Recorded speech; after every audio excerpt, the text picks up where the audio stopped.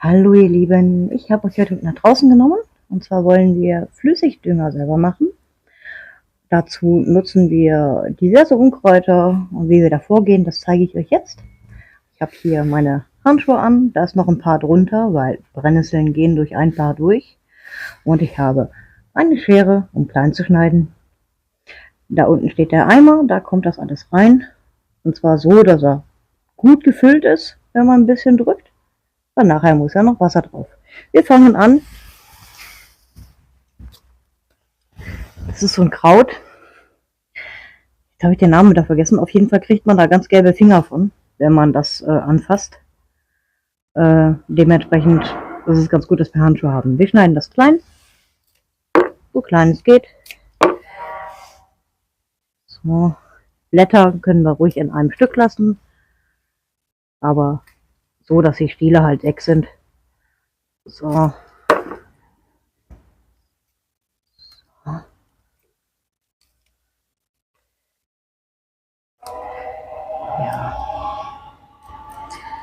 Und da ist eine S-Bahn. Ja, oben in der Wohnung hört man die nicht. Das ist ganz vorteilhaft. Aber hier draußen ist es natürlich entsprechend lauter. So. Ja. Wir wollen möglichst viele verschiedene Pflanzen hier drin haben. Alles sogenannte Unkräuter. Ich sage immer Beikraut, weil jedes Kraut hat seinen Nutzen. Ob wir es nun sehen oder nicht, ist da was anderes. So, jetzt nehmen wir Brennnesseln. Brennnesseln eignen sich im Garten besonders dann, wenn man sie nicht mehr auf den Kompost schmeißen kann, weil sie angefangen haben, so wie hier,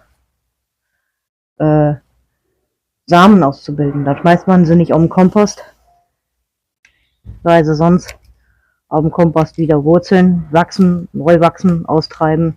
Und das wollen wir ja nicht. So. Ich meine, ja, Brennnesseln sind gut, da ist reichlich an Vitaminen drin, können auch satt machen. Aber deswegen soll man das noch lange nicht im Garten haben. So. Obwohl, das ist natürlich Ansichtssache, ne? Das ist jeder Mensch anders. Und das ist auch gut so. Hier haben wir noch so kleines Rankenzeug. Das kommt da auch mit rein. So.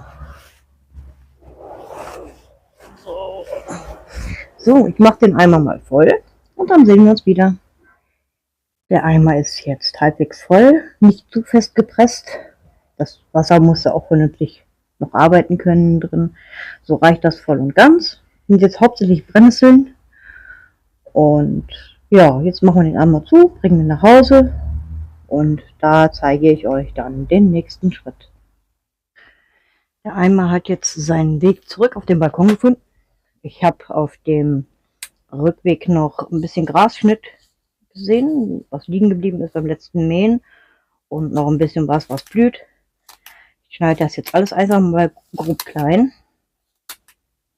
Die Katzen haben das übrigens auch schon begutachtet.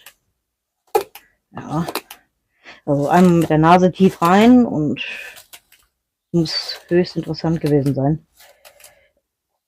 Ja klar, ich meine, das sind keine Freigänger, ne? Die kennen nur die Gerüche hier vom Balkon und von der Wohnung und ja.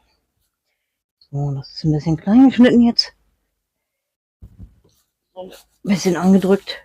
So. Durch das Andrücken ist es jetzt nur noch halb voll. Das macht aber nichts. Jetzt kommt Wasser drauf. Ich nutze jetzt einfach mal, Entschuldigung, ich nutze jetzt einfach mal hier die Katzenbadewanne. Da muss neues Wasser rein. Ja. Ja. Das macht sich, glaube ich, besser, wenn ich es direkt reingieße. So.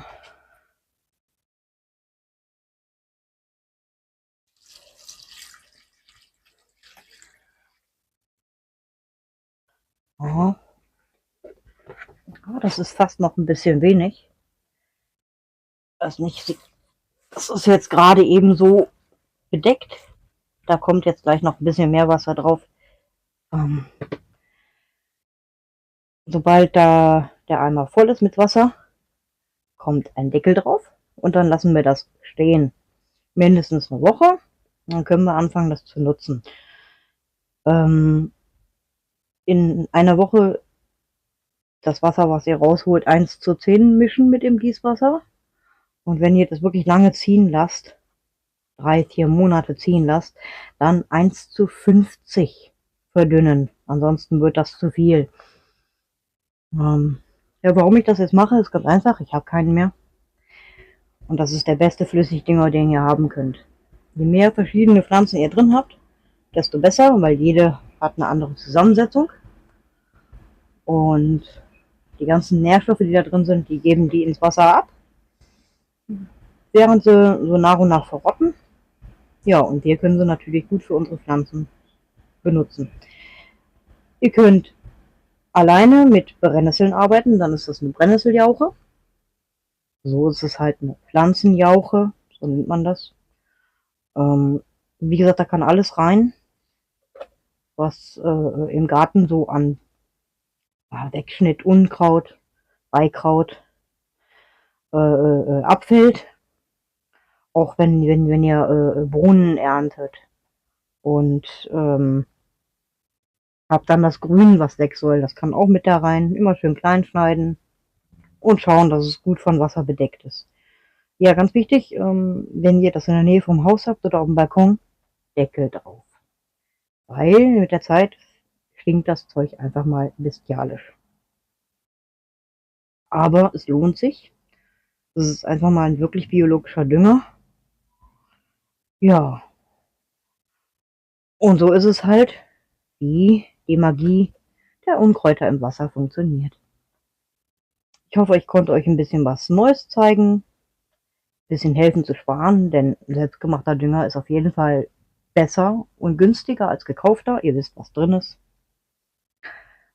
Und ja, den füllen wir jetzt gleich noch auf und dann lassen wir den eine Woche stehen.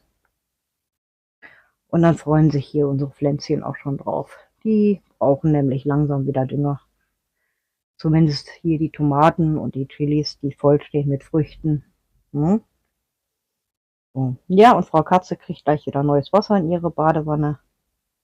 Dann ist sie auch zufrieden. Jetzt hat sie sich erstmal irgendein Käferchen geholt. Auch okay. Gut. Ja, wenn ihr nichts verpassen wollt in der Richtung, dann lasst mir gerne ein Abo da. Und ansonsten schaut euch gerne das Video an, was ich hier verlinke. Und wir sehen uns beim nächsten Mal. Ciao, ciao.